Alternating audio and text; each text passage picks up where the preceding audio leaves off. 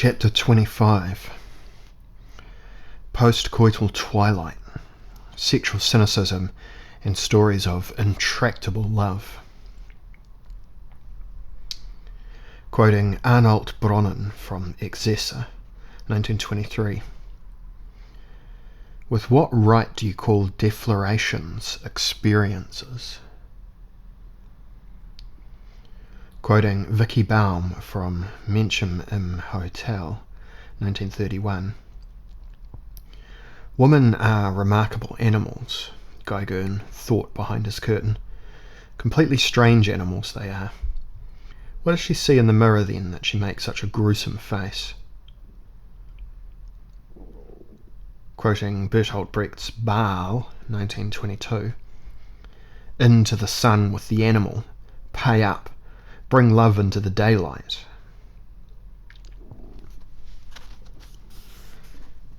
In some erotic scenes from Weimar literature, as a rule they are not the happiest, something of the heartbeat of freshly gained experience is expressed.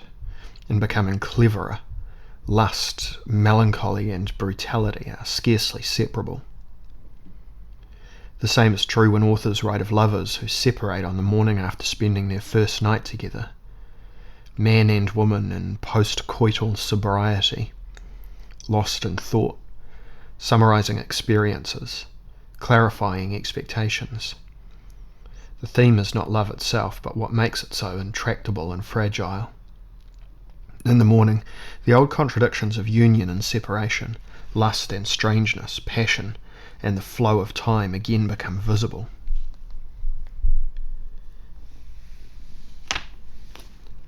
In his novel about Lieutenant Tunda, Joseph Roth has tried to provide an epic portrait of the German present. In it there is to be found a diary entry of the hero that records a scene from the new matter-of-fact sexual everyday. A quote from Roth's Flucht ohne Ende, 1927, pages 88 to 89. The entire lower part of their bodies is earthly, but from the hands upwards they no longer live in terrestrial layers of air. Everyone consists of two halves. They have two lives. The inferior, lower parts execute eating, drinking and lovemaking. The upper parts pursue their vocation. I slept with a woman who woke me after an hour to ask me whether my spiritual love for her corresponded to my bodily performance, for without the spiritual element she would feel soiled. I had to get dressed very quickly, and while I looked under the bed for my lost shirt button, I explained to her that my soul always lives in those parts of the body that I need at a given moment to carry out a certain activity. Thus, when I go for a walk, in the feet, and so on. "You're a cynic," said the woman.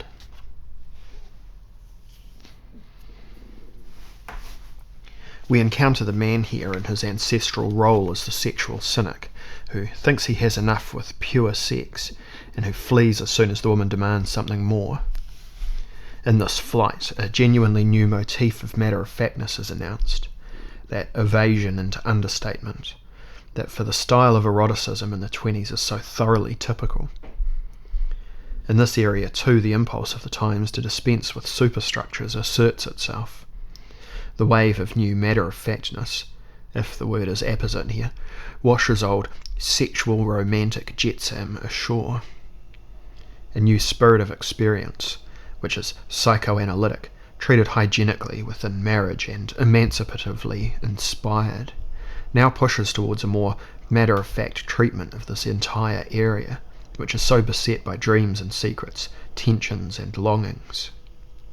But at the same time, as always, erotic illusionism triumphs in mass media, does not change anything in the tendency. That at the same time, as always, erotic illusionism triumphs in mass media, does not change anything in the tendency. The intelligentsia, in any case, already begins to orient itself in things dealing with love, existentially, analytic, reflective, experimental, decisionistic, melancholy, cynical. Musil's play, Die Schwärmer, The Enthusiasts, 1921, superbly documents the swelling of a stimulating reflectiveness. One starts to take leave of the cult of pure experience, and to realise that in our experience is a kind of grammar of experience, and feeling comes into effect. A kind of grammar of experience and feeling comes into effect. An adult consciousness can only be a consciousness that takes notice of this. If one puts erotic idealism to one side, firmer contours and personal transactions become visible. The erotic barter comes more clearly to light. The animal, capricious side of sexual energy makes itself felt. The projective components of being in love and the resignative,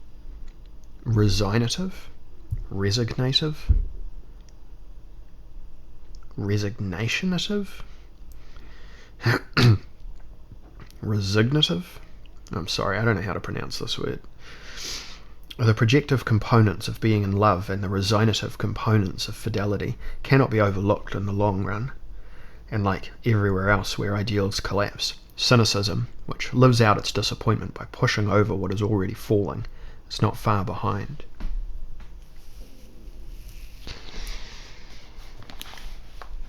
The young Brecht moves with a quite special virtuosity and alertness on this terrain. He discovers a new tone for cynicisms of this type, a poetry of the ordinary and brutal, in the language of the Barleyan life-feeling, which celebrates a cynically vital masculinity. It is the language of the Barleyan life-feeling which celebrates a cynically vital masculinity.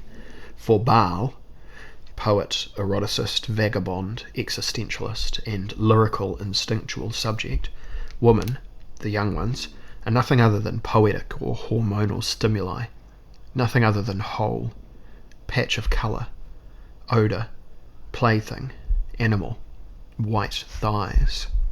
To be sure, this masculinism is lyrically ennobled by Brecht. It possesses, beside the manifestly cynical aspect, also a cynical, productive, anti-bourgeois aspect. The powerful nature of the elementary, brilliant man recalls the alternative life that is not mutilated by time allocations and regulations, but instead flows on in the stream of moods and energies. Brecht lets sexuality and poetry flow into each other in imaginary currents.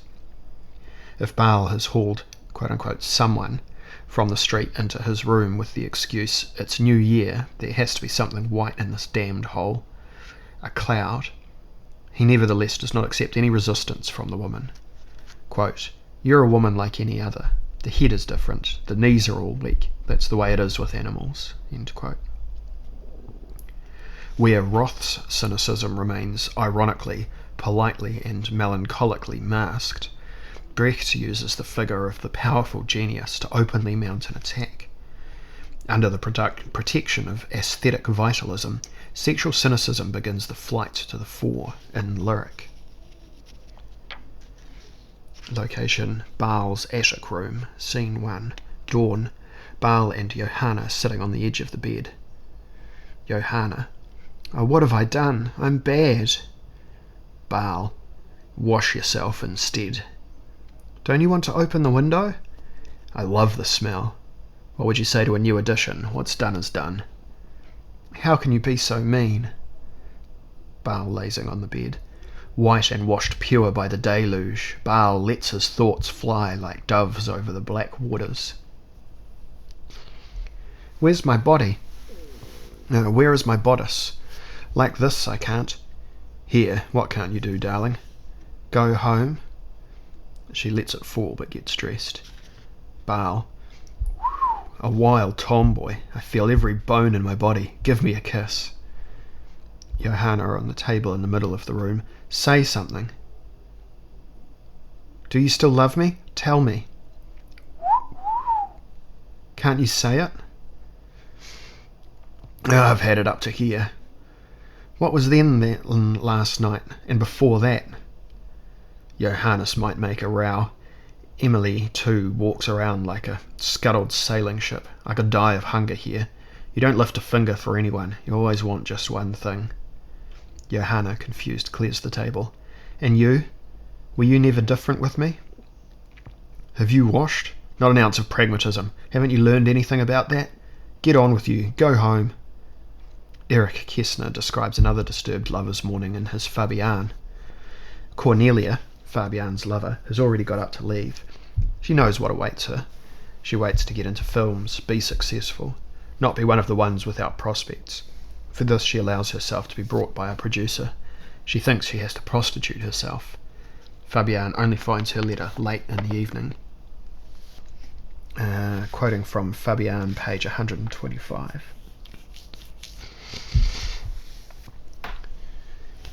Dear Fabian, is it not better that I go too early rather than too late? I was just standing next to you at the sofa. You were sleeping, and you are sleeping now as I write to you. I would like to stay, but imagine what would happen if I stayed. After a couple of weeks you would really be unhappy. You are weighed down not by want, but by the thought that want can become important. As long as you were alone, nothing could happen to you, no matter what. It will once again be as it was. Are you very sad? They want to feature me in the next film. Tomorrow I will sign the contract. McCart has rented 2 rooms for me. It can't be avoided. He spoke about it as if it were a matter of 100 weight of briquettes.